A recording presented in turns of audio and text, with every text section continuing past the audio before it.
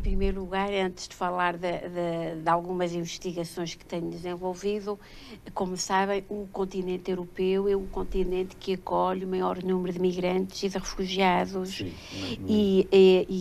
O Conselho da Europa e a Comunidade Europeia têm desenvolvido toda uma série de políticas para o acolhimento e de boas políticas de acolhimento aos migrantes, e também a Universidade tem também acompanhado essas políticas e essa evolução. Portugal não foge à questão das migrações. Portugal é um pequeno país, mas que sempre foi um país estruturalmente de emigração de gente que vai para outros países. Mas, sobretudo, a partir dos anos 80, começou também a ser um país de imigração, a receber imigrantes de outras nacionalidades. Neste momento, nós temos 4% da população. Portugal tem 10 milhões de habitantes, 4% da população é estrangeira em situação regularizada. Os principais grupos são os brasileiros, são os cabo-verdianos, são os ucranianos e os romenos. Portanto, fala país de leste, e, portanto, nós temos trabalhado em várias vertentes. Claro que na nossa formação, nós temos trabalhado sobretudo nas questões da integração e da saúde dos migrantes, desde os anos 80.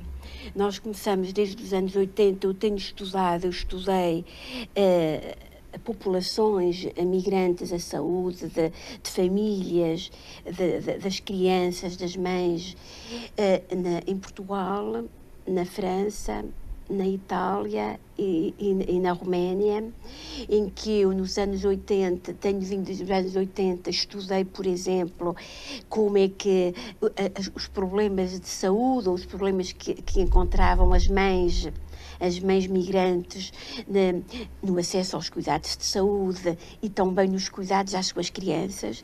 É necessário sabermos que cada cultura tem o seu modo de cuidar, tem o seu modo de educar, tem o seu modo de dar à luz, e por vezes essas mulheres migrantes encontram muitas dificuldades porque lhes são impostas normas que não correspondem à sua cultura, portanto, às suas tradições. Depois tenho também, como na área clínica, tenho estudado também os problemas da saúde mental,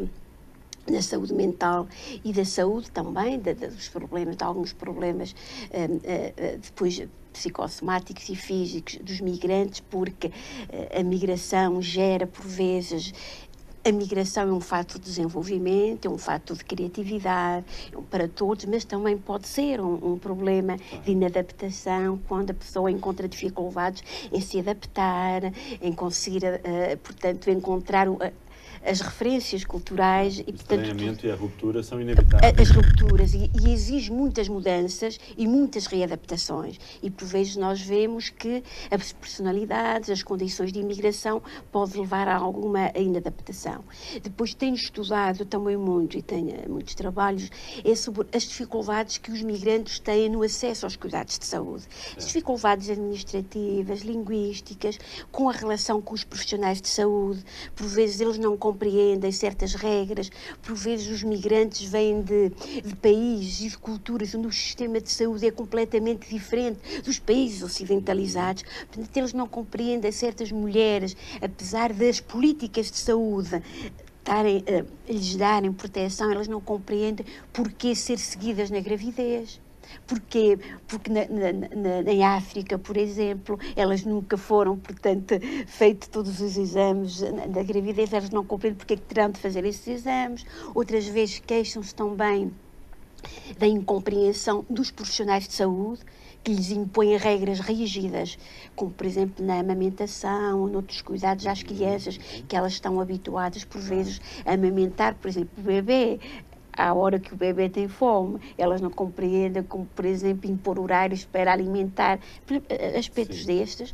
E depois também tenho estudado as próprias dificuldades que os profissionais de saúde encontram também no trabalho com essas populações, porque os profissionais de saúde também têm, por vezes, de descentrar-se e de ter uma formação adequada para compreender, não impor modelos rígidos e formas de atuar, seja homens, seja as mulheres, porque isso vai depois destabilizar e vai criar ansiedade, vai criar dúvidas, por vezes também a falta de formação dos profissionais de saúde e da comunicação. Eu trabalho muito a comunicação intercultural e a comunicação em saúde e sou professora nessas áreas também, é que por vezes até pode haver erros de diagnóstico, porque o profissional de saúde não compreende, o migrante não sabe falar, não sabe explicar bem os seus sintomas, as suas dificuldades, o profissional de saúde também não está formado devidamente e por vezes pode haver todas essas dificuldades e por isso é que a saúde, estudar a saúde das populações migrantes exige, portanto, toda uma abordagem multidimensional, portanto, que passa também por políticas sociais, políticas educacionais, e políticas informativas, para que nós possamos, portanto, que esses homens e cada vez mais mulheres e crianças e jovens também se desenvolvam harmoniosamente e contribuam para o desenvolvimento das comunidades, que eles contribuem para o desenvolvimento das comunidades. Não só sejam um bom acolhimento, criar as condições para um bom acolhimento, seja a nível das políticas, seja a nível das atitudes dos profissionais e da população em geral, é um bem para todos, porque todos temos a ganhar e não devemos ver o outro diferente, como uma ameaça, como alguém que vem tirar o nosso emprego, alguém que é porque o outro tem hábitos, tem alguns aspectos culturais diferentes, mas é igual a nós nas suas aspirações de ser feliz. Conceição Ramos, para um pouquinho do seu olhar também, do seu ponto de vista do mundo do trabalho, da economia, da realidade. A Europa está um continente, de facto, muito envelhecido e, de facto, os fluxos migratórios têm contribuído para a regulação desse equilíbrio demográfico, porque têm tido taxas de natalidade superiores, digamos mesmo, portanto, aos nacionais. Portanto, é um fator extremamente importante. Claro que os refugiados, a vaga recente, mas que foi muito também rápida, porque nós assistimos a uma vaga de refugiados a maior depois da Segunda Guerra Mundial. Claro que está a ser difícil de gerir, portanto, porque efetivamente há também que ter em conta, ou teria que ter uma política comum de asilo, há alguma solidariedade que nem sempre é comum a todos os países, portanto, mas a Europa de facto está a tentar, num contexto de crise em que aumentou o desemprego, etc., e que às vezes há por vezes a diferença e o medo do outro, ou a diferença de que os empregos não sirvam para todos, ou as condições de proteção social não sejam suficientes, mas esperemos que efetivamente a Europa seja capaz de integrar e de responder a este grande desafio. Nós, por exemplo, nas investigações que fazemos, sabe que o peso, por exemplo, destas mulheres migrantes, que têm também uma capacidade de poupança e, portanto, de enviar remessas para os países de origem, é muito interessante porque o comportamento, por exemplo, das mulheres em termos dos investimentos feitos na educação e na saúde, por vezes é diferente, digamos, as preocupações só teoricamente que o homem tem, e por vezes também são as mulheres que recebem as remessas no país de origem. Portanto, esta questão do género, mesmo nos comportamentos económicos, são muito importantes.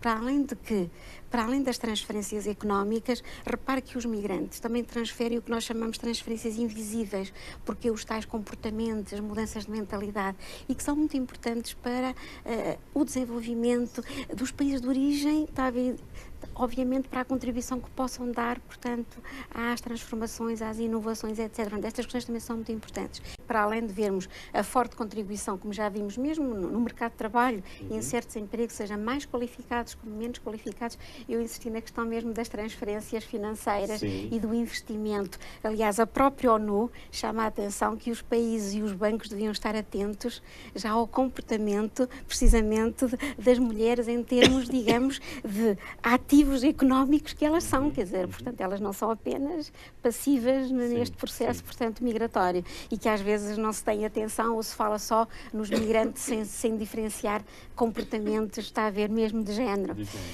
Outras questões também muito importantes que me preocupam, pela minha área de formação e de trabalho, onde ensino, são as questões da saúde e da segurança e qualidade no trabalho. Porque em relação, de facto, aos migrantes, portanto, seja aos menos qualificados, seja a regulação dos mais qualificados. Porque, por exemplo, no contexto de crise que nós tivemos, portanto, na Europa, com aumento de desemprego e com aumento mesmo das condições de trabalho mais difíceis, em termos de horários de trabalho, de precariedade dos contratos de trabalho, quer dizer, os migrantes foram das populações que também foram muito afetadas por seus empregos, as suas condições de trabalho. Portanto, há riscos laborais acrescidos em termos físicos e em termos psicossociais, mesmo de acidentes de trabalho, ou mesmo doenças profissionais, ou mesmo, portanto, efetivamente psicossociais. E, portanto, há que ter em conta e estar atento às questões da saúde e segurança no trabalho em relação a populações mais fragilizadas, que foram mais afetadas pela crise económica e pelo desemprego.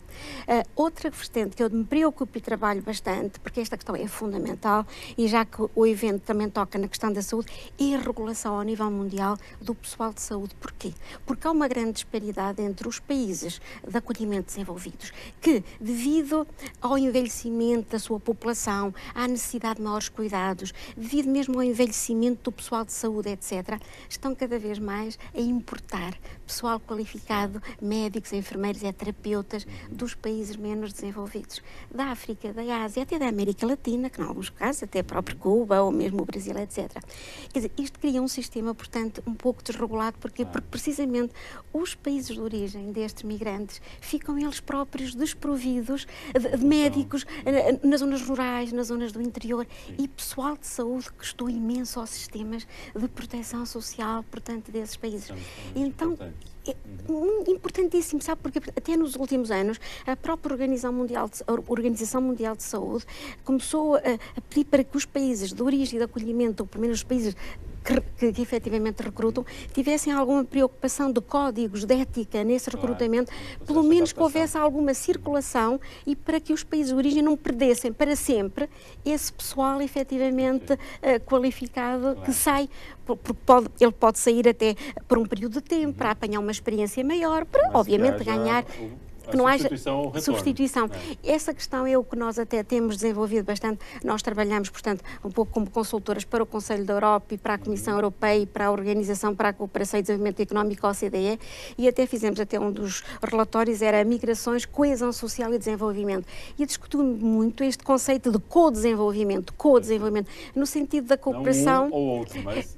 Juntão. Quer dizer, no fundo, cooperar países de origem e países de acolhimento para tirar, de facto, os benefícios das migrações, mas dos dois lados, e não percas forçosamente para os países de origem e só ganhos para os países de acolhimento, que recolhem efetivamente o potencial, a formação, o investimento que países que ficam efetivamente desprovidos. Pelo tempo, agradeço imensamente a presença das quatro aqui.